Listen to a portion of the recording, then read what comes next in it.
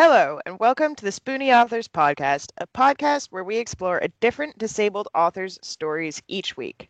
I'm your host, Diana Gunn, and joining us today is Kat Gordon.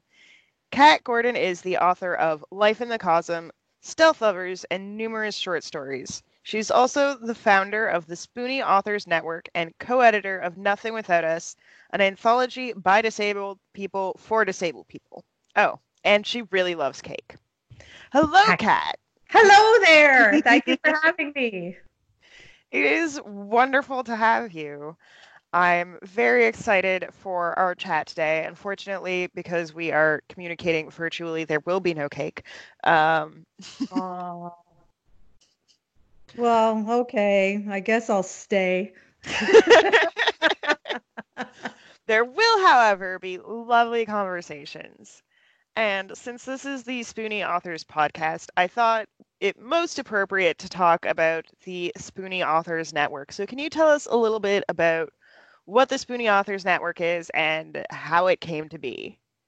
Well, simply put, the Spoonie Authors Network is a multi-contributor blog of all kinds of people who identify under that umbrella term Spoonie. So we have people who are neurodiverse, people who manage chronic pain, people who manage other kinds of physical disabilities, people who are hard of hearing.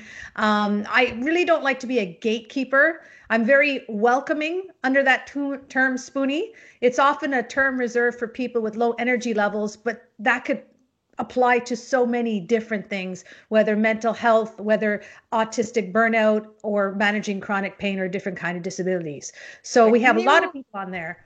because this is going to be the first episode, just so you know. Can you Okay. take a moment to actually explain what spoon theory is for folks because this is a new podcast? And Okay.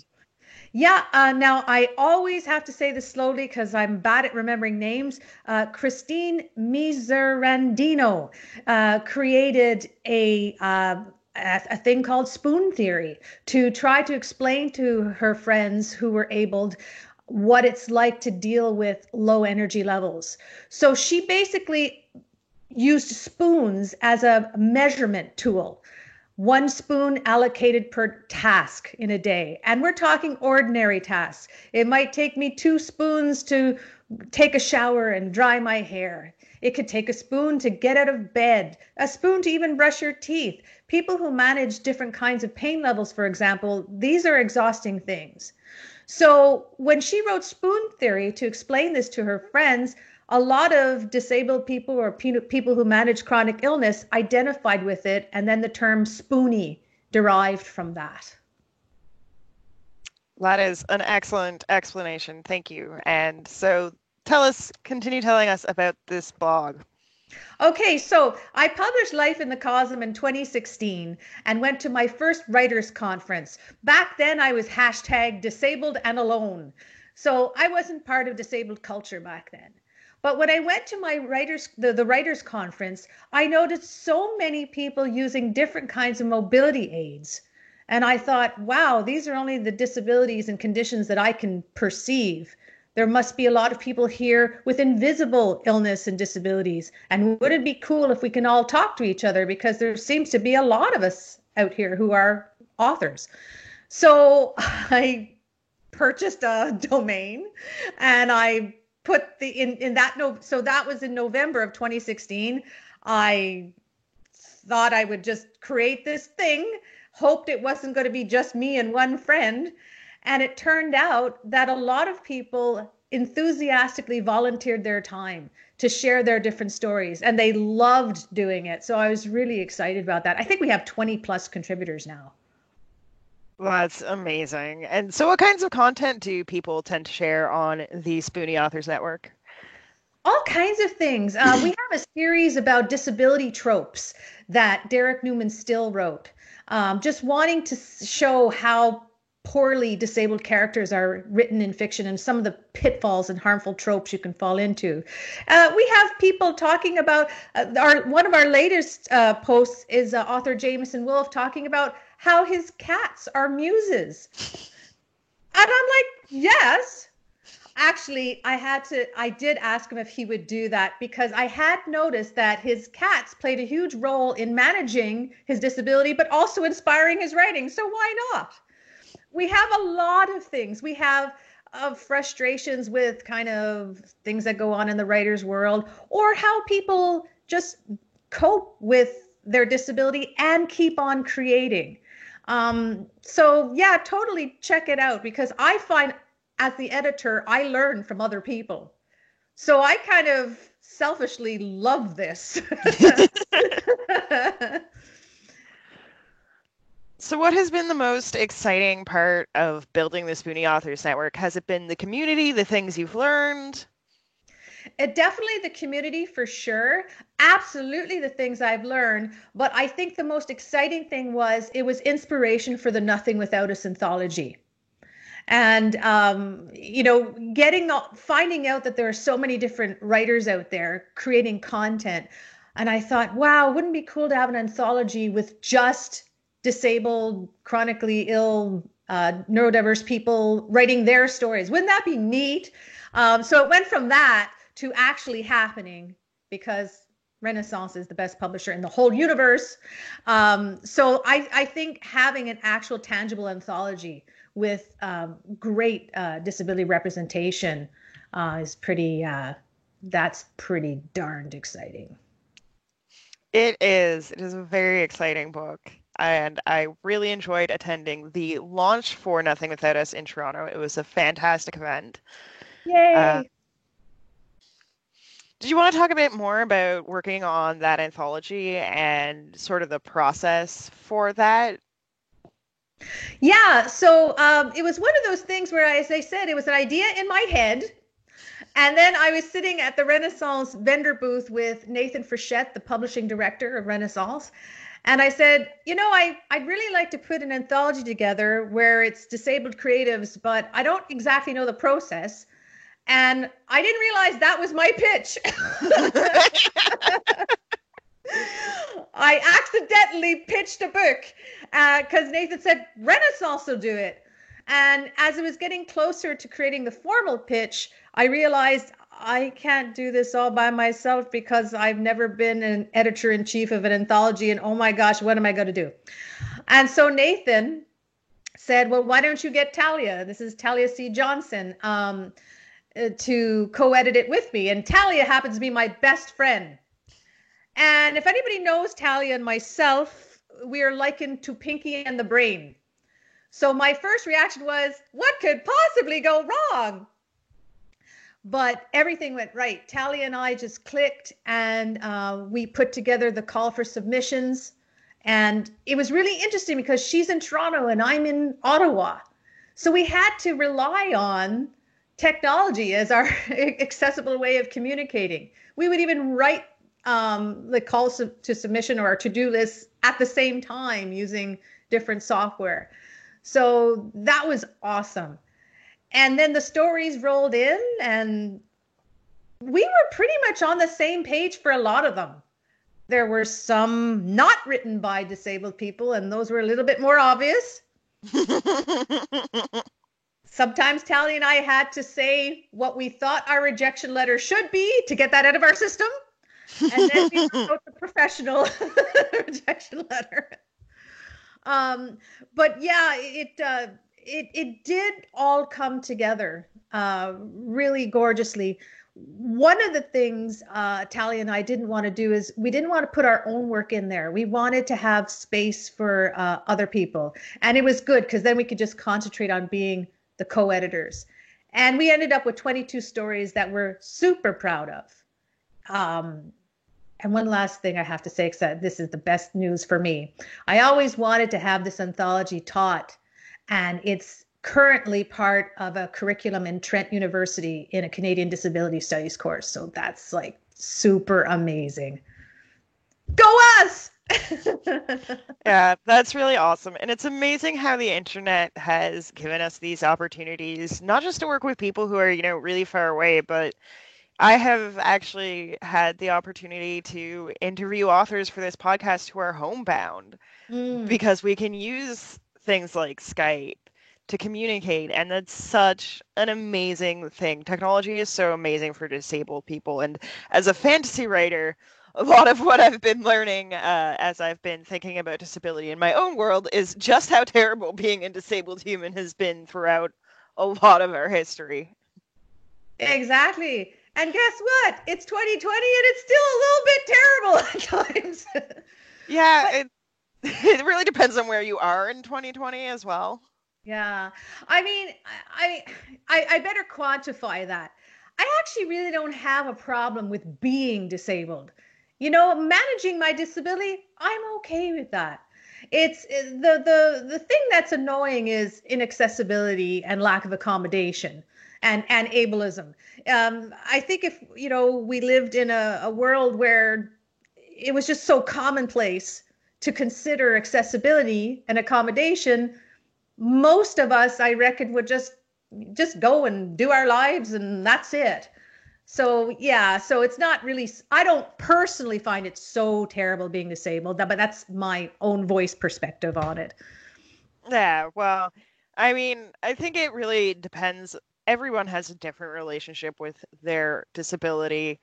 And what really has been horrible throughout most of history, to clarify, is, there's a lot of stigma now, but wow, it was so much worse throughout all of history, pretty much. And, still, like, we're talking from a Canadian perspective, it's still terrible, honestly, as close to us as the United States for a lot of people. Yeah, absolutely. And if you're talking about history, well, then we could talk about language very briefly, right? I mean, a lot of the words um, that I kind of, well, I do make sensitivity changes to when I'm editing stuff now are words that were based on mocking people with intellectual disabilities, mental illness and such. And they're so ingrained in our language. And I think it's interesting how far back those words go as well to make us less than other people. Absolutely. I had the joy of doing a talk about exactly that at a feminist conference last year. Um, I was specifically dissecting the word crazy.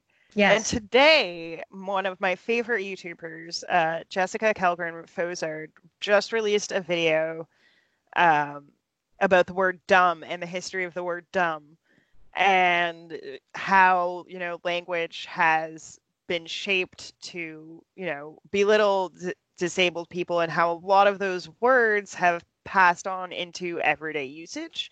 Hmm. And I was like, I've sort of been secretly working on a side project about that for a while on and off because I'm not really sure what shape I want it to be because there's so much. And so I was so thrilled to see her making a video about that because she has like 500,000 followers. Oh, wow. So like having something out there with that kind of reach is a huge step forward. And I'm really glad that these conversations do seem to be happening more. Yes, exactly. And I mean, when I wrote my first book, again, I wasn't part of disabled culture. So I just used the language that we've all been entrenched with. I'd say things like, that's crazy awesome, right? It was a commonplace expression back then. And with my first book, I'm going to be coming out with a second edition where I actually tone down a lot of those phrases. I know some authors just will say, well, that's the way it was then. I've changed now, but it kind of bugs me a little bit.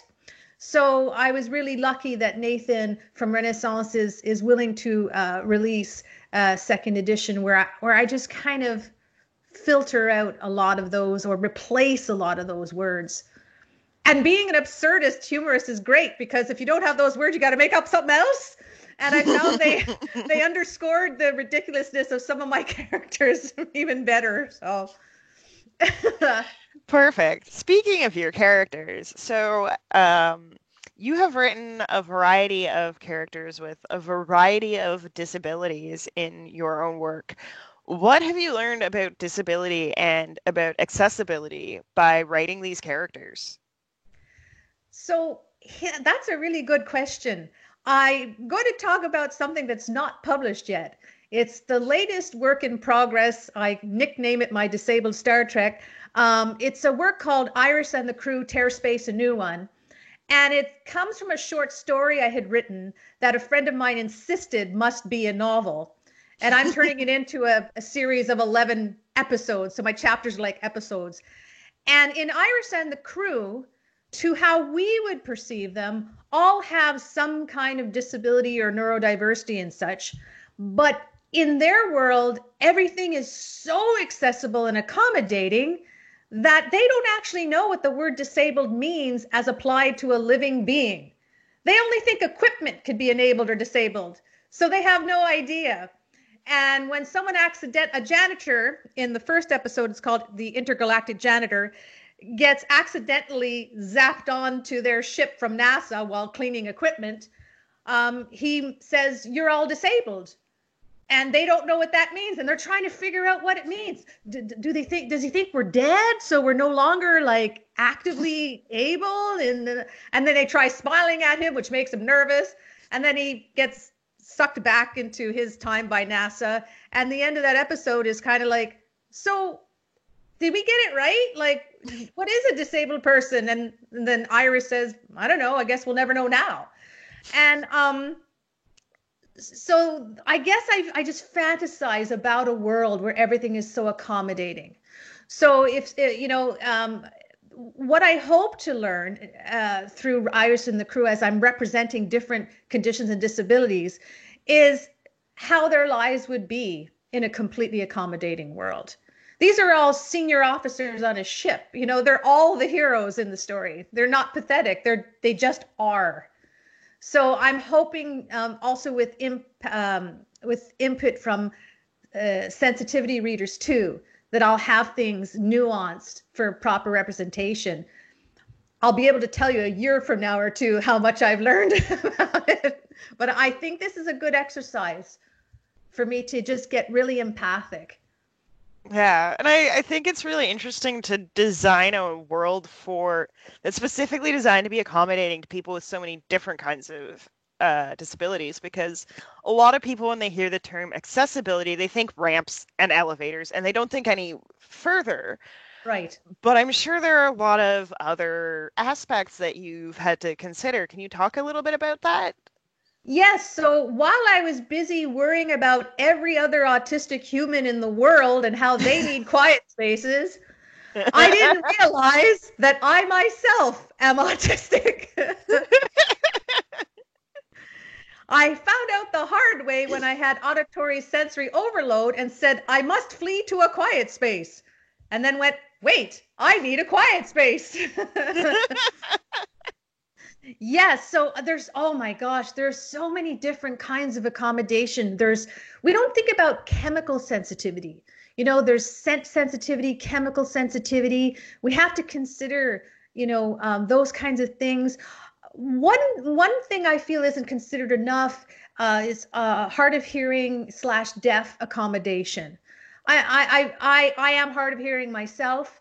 I would appreciate mics at conferences, but I'm sure if I couldn't hear at all, I would feel completely excluded. There's not a lot of interpretation, whether it's visual or done by someone who knows sign. So I think about that kind of accommodation a lot. Yes, of course, ramps and such, but even for neurodiverse people, noise is a huge factor. And while you don't want to tell everybody at a con to be quiet and not happy to see each other, it's great to have a space that's completely away from the event, that is just dead quiet. I've gone into such a space. It makes me feel like everything just kind of dials down and I can breathe and I can think. And then I'm like, okay, now I'm ready to go to the next thing. Those are just a few of the accommodations that I can think of, but it's vast. Like if you're going to be an accessibility person for an event, like you've got a lot of work to do. I would say be gentle on yourself because accessibility is a huge thing. And just listen when people bring up issues that they're having and thank them and try to go forward with putting forth the accommodation. Yeah, absolutely.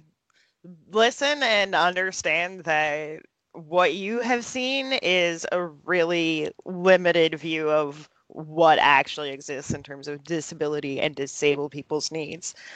Something really cool. I also follow a blind YouTuber, Molly Burke, and she just did a video of taking her guide dog on a cruise ship. And it was this ridiculously fancy, brand new cruise ship.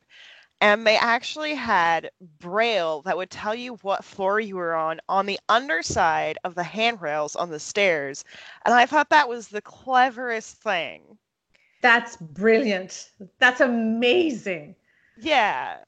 And that's the kind of thing that I think that writers should really consider more when building worlds. Those little bits of accessibility that allow disabled characters to function in your world, even if you don't actually have any major disabled characters in your stories, just like having a world that is clearly built with accessibility in mind implies that they are there, implies that they have always been there and have actually been considered. Exactly. And there are people who do disability advocacy in different kinds of activist type ways. I think my way is the literal world, literary world. There we go. We're gonna fix that in post, people. But yes, I feel that fiction in particular is such an influencer.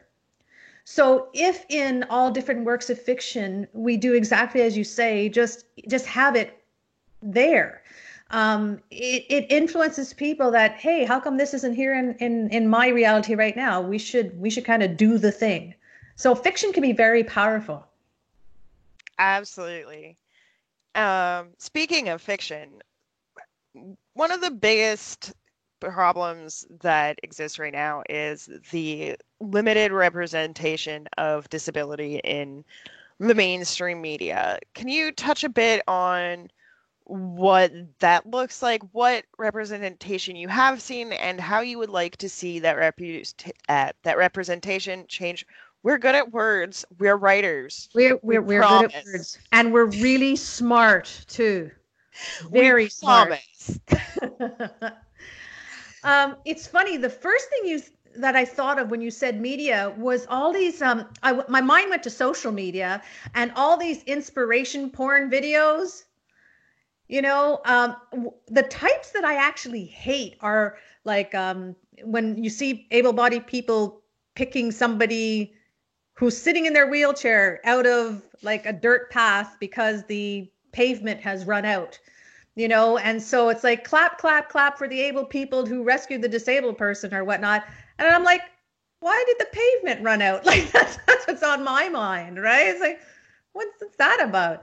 Or if you see a disabled person doing something really awesome with their fitness and they can do it, why can't you? So that kind of representation doesn't really help anyone, and it's not telling the story. I would love to see more of those nonfiction media stories told by the perspective of the disabled person. It would be really, really different from what it's like when abled reporters and such do it. But in terms of fiction representation, I have to say, every time a Good Doctor episode, like a commercial comes on, I start screaming at the television. I don't feel comfortable with that representation of autism at all. I think it does lead to expectations that there's only one way to be autistic. Can I pause you for a minute there? I watch Netflix and only Netflix, so I have literally no idea what you're talking about. Can you uh, describe a little bit of what The Good Doctor is and what this problematic representation is? Right. Okay. Well, again, I can't bear to watch an episode. So the clips that I have seen, the Good Doctor is a young man who's, I guess, brilliant at being a doctor, who's autistic. And every time I see a commercial clip of it, he talks in a kind of a stilted way and says things like, I can experience empathy. And it's like, well, I'm like, well, yeah, of course we can. In fact, many autistic people are hyper empathetic. I've been compared to a betazoid from Star Trek. So, and there's this notion of kind of what I call the Rain Man representation. Often a man, often a savant, talks in a way that might be a little unique. And while there might be autistic folk like that, great, but there's such a vast spectrum of what it's like to be autistic. And so those kind of cliches come up, and they lead to things like, I can't remember her name, but there was an author who's autistic whose work was rejected because it didn't reflect what they thought an autistic person should be, like The Good Doctor or like Atypical or whatnot. So that's not good. If if an autistic creative is representing themselves on the page and you say they're not autistic enough, that's the total opposite of good. That should not happen. So those are my feelings about different kinds of representation, fiction and nonfiction. Is there anything that you would really, really like to see more of, story-wise? Like in terms of the types of stories you would like to see being told? Well, in the Nothing Without Us anthology, we have a slogan. We are the heroes, not the sidekicks. I don't even care what kind of genre it is. I want to see people in the neurodiverse, mentally ill, disabled spectrums and such write their stories, and if they're written for the screen, I want to see actors portray those characters who represent. I know that as an actor, you can have a full range of how you do your craft, but boy, it would be so great that if an autistic character was portrayed by an autistic actor, or a disabled person was portrayed by an actor who manages mobility. So I'd like to just see more and more and more of actual own voice stuff, because there's not enough out there. And for me, when I read Nothing Without Us, it gave me a small insight into the stories that want to be told. So yeah, just more. Any genre. And are there any Own Voices works other than Nothing Without Us that you want to give a shout out to? My very first introduction was Journey of 1,000 Steps by Madonna Scaff. I think for that title, it's Madonna Scaff Corin. It is a Renaissance book. I thought the protagonist is someone who manages MS, just like the author.